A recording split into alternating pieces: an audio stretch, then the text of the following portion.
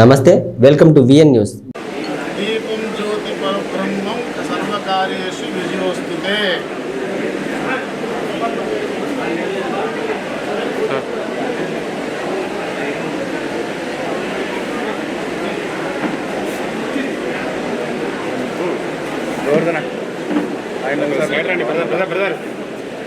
Sir మళ్ళీ మీరు ఒకసారి చేసుకోండి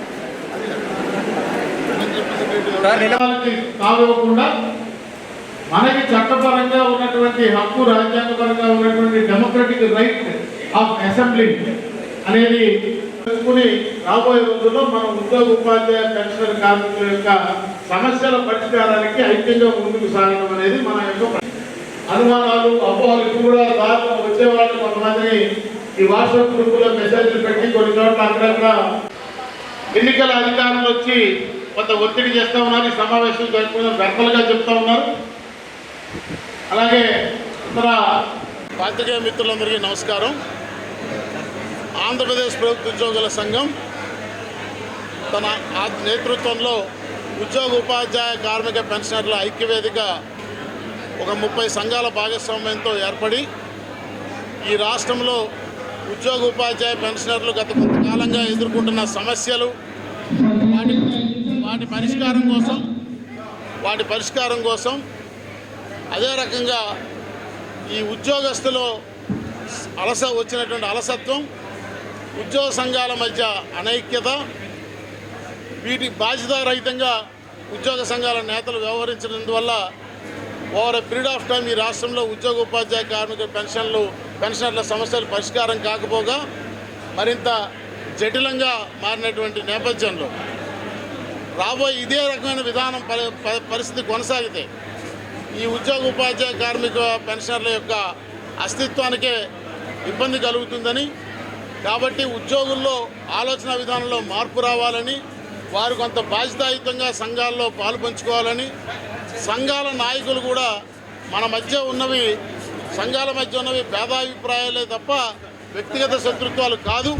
మనందరి ఉమ్మడి లక్ష్యం ఉద్యోగ ఉపాధ్యాయ పెన్షనర్ల సంక్షేమం అయినప్పుడు మనం అందరం కలిసి ఈ రాష్ట్రంలో ఉద్యోగ ఉపాధ్యాయ కార్మిక పెన్షనర్ల యొక్క వెల్ఫేర్ని కాపాడుకోవాల్సినటువంటి బాధ్యత ఉంది. కాబట్టి రాబోయే రోజు ఆ దిశగా ప్రాథమిక స్థాయి నుంచి ఉద్యోగుల్లో ఒక చైతన్యం కలిగించి సమస్యలు, వాటికి ఉన్న వాస్తవిక పరిష్కార మార్గాల మీద ఒక స్పష్టత ఇచ్చి రాబోయే రోజుల్లో మరి అందరం ఐక్యంగా ముందుకు వెళ్ళేదానికి సమాయత్తం చేసుకోవడం కోసం, మా సభ్యులని మేము చైతన్యపరచుకోవడం కోసం మా సంఘ సభ్యుల యొక్క అంతర్గత సమావేశాలు ఏర్పాటు చేసుకున్నాం రాష్ట్ర వ్యాప్తంగా.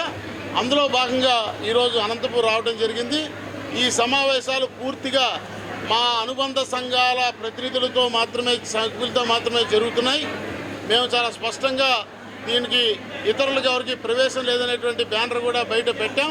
ఇతరులు ఎవరు దీంట్లో పాలు పంచుకోవటం లేదనే విషయాన్ని కూడా మనవి చేస్తూ, దయచేసి ఉద్యోగులు, ఉపాధ్యాయులు, పెన్షనర్లు కూడా కొంతమంది అనుమానాలు వ్యక్తం చేస్తూ ఈ రకంగా ఏదో కొన్ని ఉద్యోగ సంఘాలు మా సంఘం నిర్వహించే సమావేశాల మీద ఏదో ఎన్నికల సంఘానికి కంప్లైంట్ ఇచ్చారు, చర్యలు తీసుకుంటారని చెప్పి ఈ సోషల్ మీడియాలో ప్రచారం చేస్తూ ఉన్నారు.